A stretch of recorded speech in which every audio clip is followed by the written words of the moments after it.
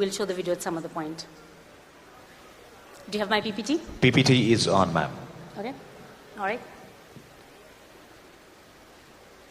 Okay, so the topic that I'm speaking to is how do we accelerate the process of literacy? We know there are millions of people out there who need that literacy, and the efforts are not nearly enough. Kofi Annan, he said literacy is the bridge from misery to hope.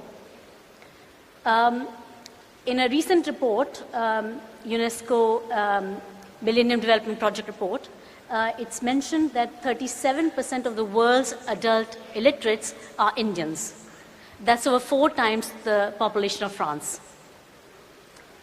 This is the report, the EFA Global Monitoring Report, and that's 2013-14, issued in January 2014. That's a whopping nearly 30 crore people in India.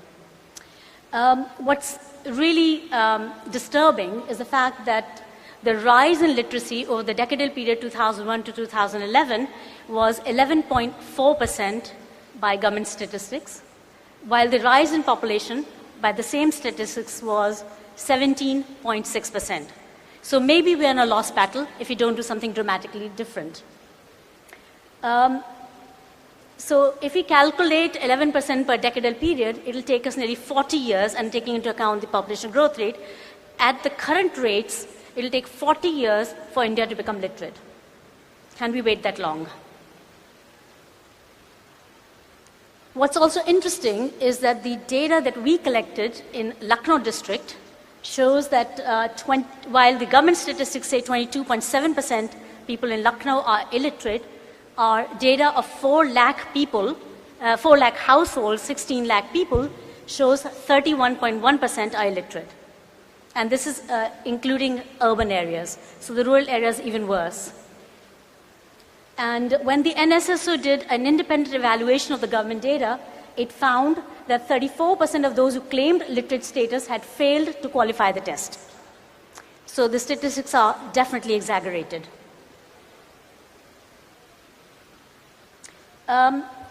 Very interesting research by Cambridge University shows that the poverty gap would have had to be reduced by 25% to save 1 child per 1,000 live births, whereas a mere 4% increase in literacy would have done the same. So 4% increase in literacy equates to more than 25% in income gain. And literacy is the only significant predictor of public health. Even poverty gap is not a good predictor or reliable predictor. So we know the benefits counters fears, you get better informed citizens, it boosts their self-esteem, more children are mainstreamed, and population control, obviously. So this historical overview, 14 years of failed attempts, the red area, and then suddenly 2014 came across a breakthrough thought process and out-of-box thinking that led to some new developments that you are somewhat aware of. The first meeting of the board took place in June. This is a board comprising some 80 of very fine people out of Lucknow. And the breakthrough was coming up with a time-efficient, low-cost, and effective toolkit. And it uses a vastly different methodology of teaching, one that makes sure that learners learn really, really fast. Merely 15 to 20-minute sessions are enough, though children tend to teach for 1 hour. These are not necessary. They tend to play games. They tend to take up time in other ways. But 15, 20-minute sessions are enough. It means 1 month to make a person reading capable, being able to read a newspaper.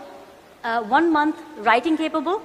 They can write more than name. They can write names of sabjis, chacha, chachi, the whole lot. And even they can write address for a letter. They can read, of course, anything. 1 month further, and they will be numeracy capable.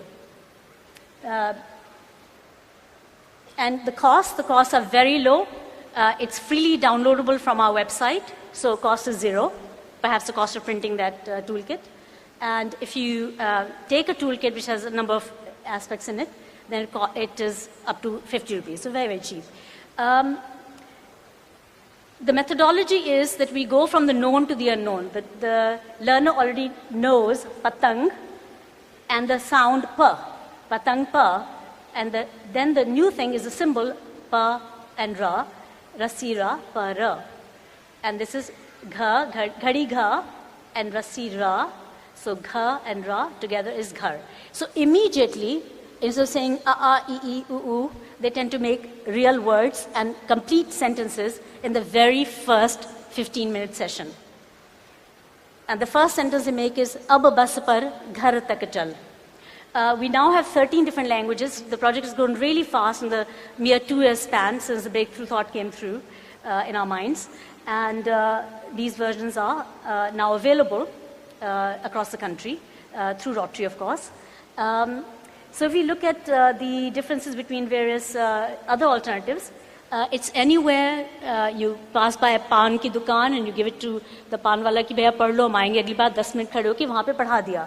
Anywhere, no fixed location, any time versus fixed timings, which are very difficult for these people. Anyone can teach, you don't need trained teachers or trained volunteers. 20-minute sessions are enough versus 2-hour sessions with alternative programs. 30 hours enough for most learners versus 300 hours or more. And costs are very low in comparison to the other costs. The hidden costs are even more of the NLM program.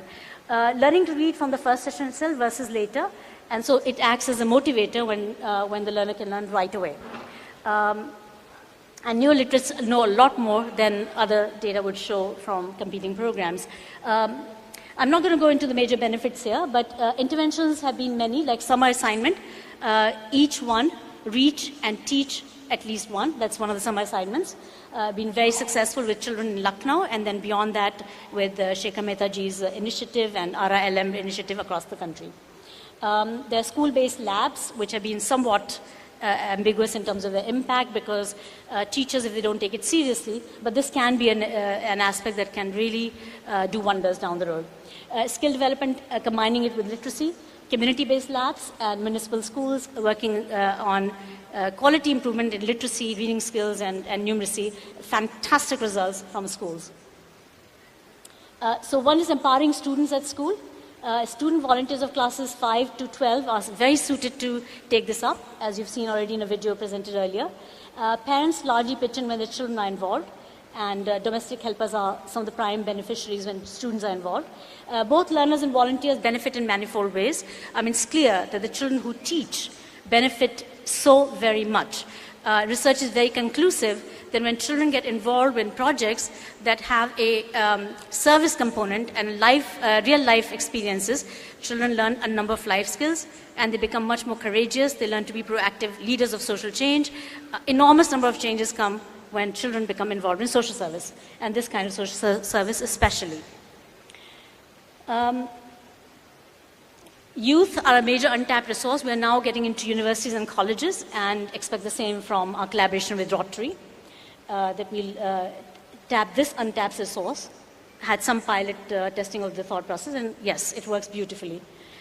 We've also been working with government schools by training BTC trainees in our curriculum, very short, brief training.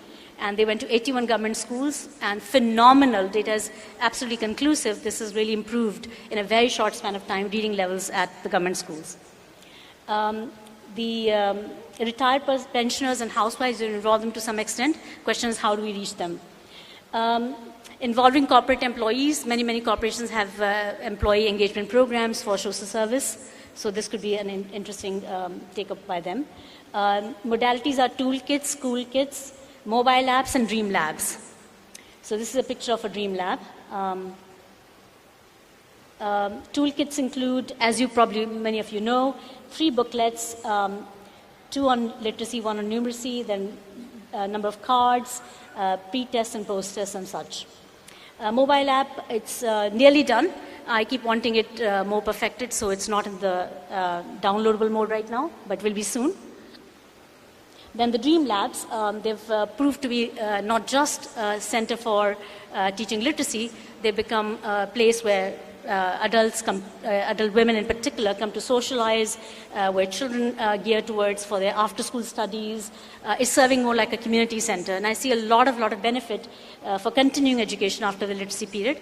Whoever we have taught through our literacy labs, who have passed the NLM examination, are very much still coming to their lessons and continuing to read beyond class 3 level. And now they're aspiring to do class 5 NIOS test.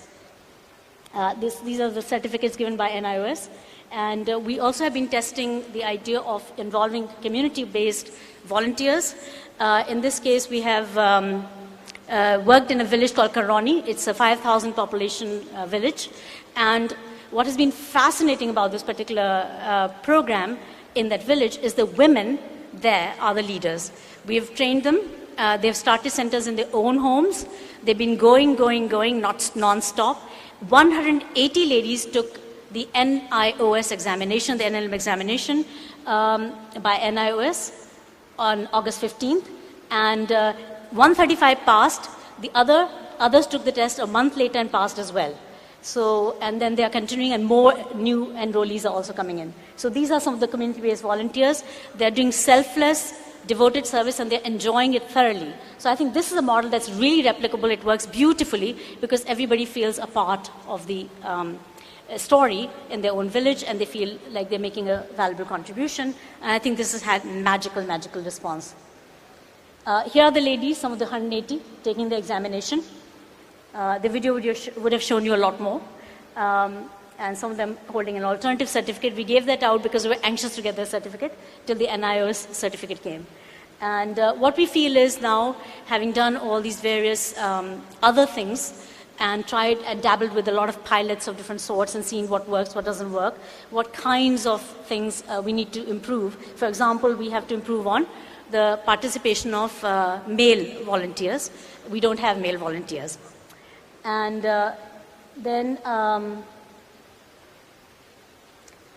so what experience has shown hitherto that literacy program to be successful, especially at a large scale and to accelerate literacy, we will need a people's movement. It will not be enough to go just through the schools or colleges, universities or community centers. We'll have to make it everyone's business. And this is what happened in Kerala, in Ernakulam. So making of a people's movement would mean banking on the idea that literacy can be achieved quicker if everybody chips in. And we are also trying to raise awareness by bringing in the media in different forms. For example, right now I brought a film with me which has been made by Dilip Shukla. Dilip has written, he's a Bollywood film scriptwriter you may know of. He's written Dabang, he's written Jai Ho, and so on. And now he's written a film script for literacy. And he's made a short 5-minute film, which I would like very much, if there's consent, to show it as well. It's by Dilip Shukla. It came to me last night. He's worked day and night on it, filming in Lucknow and Mumbai. So instead of 40 years, we could probably do it right away if you could make it a people's movement. Very quickly. Okay, 6 months may be unrealistic, but if we took them up on today, every single learner, within 6 months, India would be literate. And wouldn't that be wonderful? We can imagine, we can think, can't we? And dream a big dream, which is possible, entirely possible. Especially when in 1 month you can make somebody literate, and 2 more months numerate. In UP, we worked with the government as well. This is another thing that I think has a very powerful scaling impact. So can accelerate literacy, is working with government apparatus. This has produced fantastic results on the ground. And 4,000 government teachers got trained, who then went out into villages and to the city and did a fantastic job in collecting data. So lots of ways. Abdul Kalam ji said that from now onwards, I will teach at least 10 persons, one of the vows or oaths that he wants every Indian to take. From now onwards, I will teach at least 10 persons to read and write those who cannot read and write. So Global Dream is a catalytic program because it's quick, it's easy, and it's flexible and catches the imagination of young and old. And so this is my last slide, RILM and Global Dream. Last year, after the Rotary Asian Summit in Pune, Shekhar Mehta ji invited us to Kolkata, and this led to a flurry of activities which got us into schools across the country. The 61,500 children who participate in the program is in 15 states is phenomenal. So hats off to Rotary group as a whole and to Shekhar Mehta ji as the lead for this. In this campaign, the students adopt at least one adult illiterate and teach him or her. It must have gone fine, and I believe so. We saw the film as well. That's why I'm invited back again, otherwise probably not. right? So I think it's gone very well, and we want to continue with that. Okay. And looking forward to continued collaboration, and then to explore new and innovative ways, not